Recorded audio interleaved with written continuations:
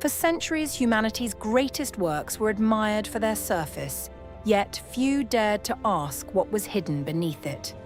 Geniuses like Leonardo, Michelangelo, and Bach lived in times when certain truths could only exist if they were disguised as art. What appears to be decoration may be geometry. What appears to be a symbol may be instruction. What appears to be beauty may be an encrypted message waiting for the right observer.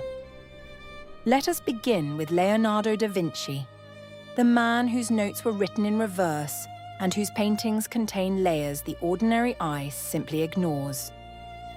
Researchers discovered that the eyes of the Mona Lisa contain microscopic letters and numbers painted with a brush made from a single strand of hair. In the right eye, the combination specialists identified corresponds to the initials Leonardo used to sign works he did not want to be found. But Leonardo was not alone in this practice. Michelangelo hid something even more unsettling inside the most sacred artwork in the Vatican. The mantle surrounding God in the creation of Adam has the perfect anatomical shape of a human brain seen in sagittal section. Michelangelo was a clandestine anatomist. He dissected corpses at night, against church law, and understood the human brain better than most physicians of his time. In silence, he was suggesting that creation does not come from God. It comes from the human mind. And he painted that message on the ceiling of God's own house.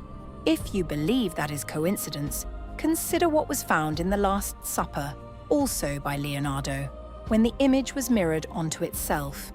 When the composition is reflected, symmetrical figures emerge, forming images of knights, chalices, and symbols that researchers associate with medieval secret orders.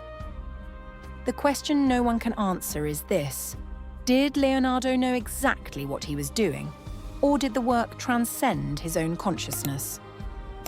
Leaving painting and entering music, Johann Sebastian Bach composed in an era when music theory was inseparable from theology. Bach was obsessed with numbers, and the number 14 appears in his work with a frequency impossible to ignore.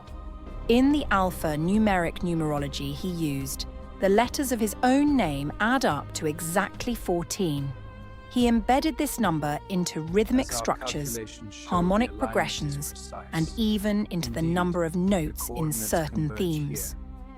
His final unfinished work, the Art of Fugue, stops precisely at the moment when his own name appears encoded in the notes, as if he signed his farewell from inside the music itself.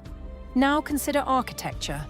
The Gothic cathedrals of Europe were built by masters who never signed their work and died without revealing their methods. The proportions of these structures follow mathematical ratios that would only be formally described centuries later, as if the builders had access to knowledge that officially did not yet exist. The golden ratio, present in shells, galaxies, and the human body, is embedded in the floor plans of Notre Dame, the Sagrada Familia, and dozens of other medieval structures. What is unsettling is not that they knew. What is unsettling is that they deliberately chose not to explain. A pattern runs through all these works. Their creators belonged to restricted circles where forbidden knowledge circulated, protected by layers of symbol and metaphor. Builders' guilds, philosophical orders, secret academies. All shared one conviction: true knowledge can only survive if it is hidden in plain sight. And it worked. Because here we are, centuries later, still deciphering what they left behind. The most disturbing truth is not that geniuses hid messages. It is that they trusted someone someday would be capable of finding them. But what exactly were these secret circles preserving so carefully and for so long? The answer begins in ancient Greece, where Pythagoras founded a school that was simultaneously academy, temple, and initiatory society. The Pythagoreans believed the entire universe was governed by invisible numerical proportions, and that revealing this secret to the public would be a profanation. According to tradition, One of his disciples was executed for revealing the existence of irrational numbers, those that break the perfect harmony of integers. Knowledge that threatens power always meets the same fate. It is destroyed or it is hidden.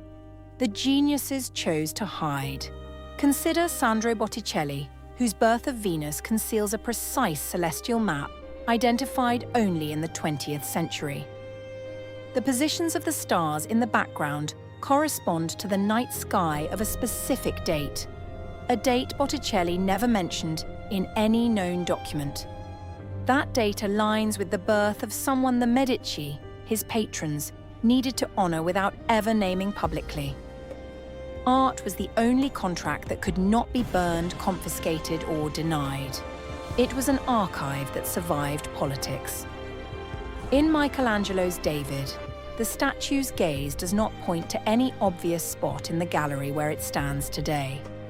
Researchers discovered that the direction of David's eyes aligns with the location of the political headquarters in 15th century Florence that Michelangelo despised. He carved a political provocation in marble and called it religious art. It worked for 500 years. In Northern Europe, the Ghent altarpiece by the Van Eyck brothers still defies full explanation. It contains more than 200 plant species rendered with botanical precision in an era without microscopes or photography.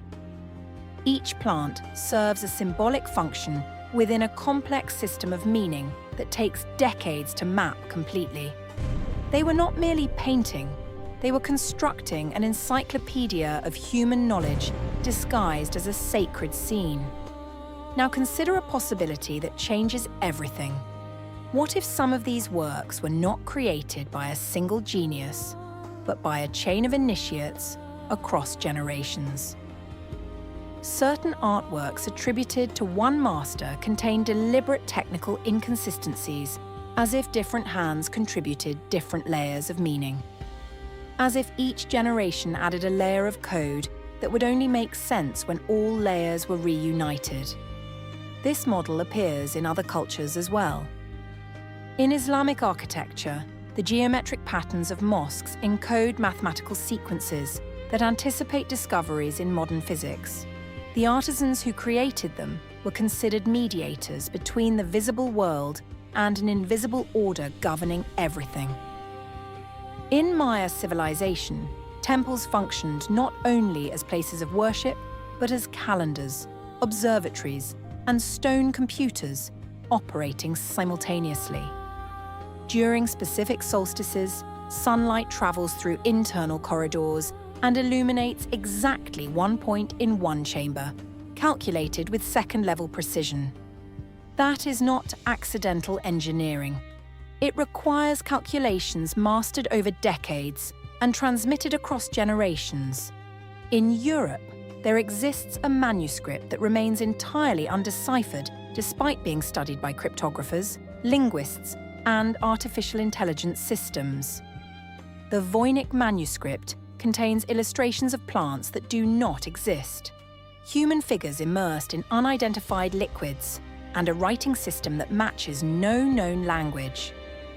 The most unsettling hypothesis is not that it is a hoax.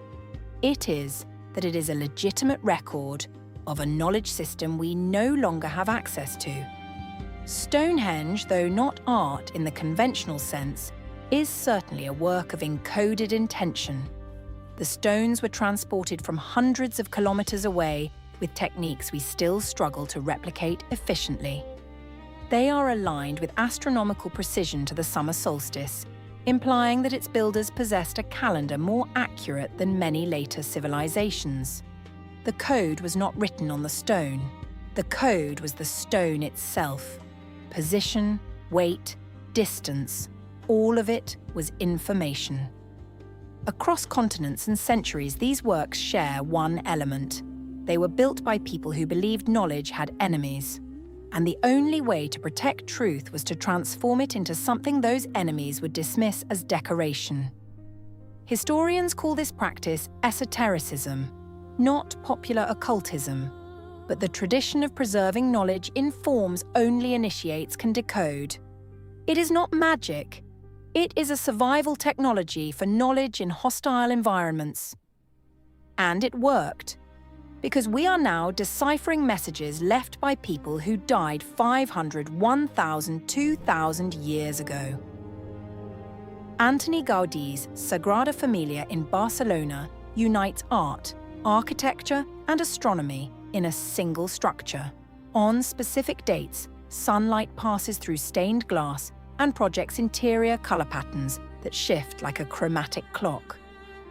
Gaudi worked on it for 43 years and died before seeing it completed, leaving encoded instructions in plaster models that took decades to interpret. He was not merely building a church. He was constructing an argument in stone about the relationship between natural geometry and the divine. In the 20th century, Olivier Messiaen embedded a complete system of mathematical symmetry into piano compositions. A synesthete who saw colours when hearing sound, he created rhythmic modes he called non-retrogradable rhythms, structures that sound identical forward and backward. He attempted to capture in musical notation what he believed to be divine time, a time without beginning or end. What these creators shared was the conviction that an underlying order governs the universe, and ordinary language is incapable of describing it. Art, architecture, and music were the only languages complex enough to contain that order without distorting it. If these codes exist and are documented, why are they not central to what we learn about these works? The uncomfortable answer is that systems of official knowledge prefer simplification. A work with a single meaning is easier to catalogue, sell, teach, and control than a work containing multiple layers of truth simultaneously. The geniuses understood this. That is why they concealed. That is why the code survived. An entire discipline now exists to decode these layers. Iconology. The iconologist Erwin Panofsky devoted his life to demonstrating that every intentional image contains at least 3 layers of meaning, and the third layer is rarely accessible without initiation. The first layer is what you see, the second is what it symbolizes. The third reveals the worldview of its creator. And that was never meant for the general public. What does this mean for you now? It means that every time you pass by a work without asking what is hidden within it, you fulfill exactly the role power has always assigned. The geniuses did not hide messages to frustrate. They hid them to filter, to find those who truly wish to know.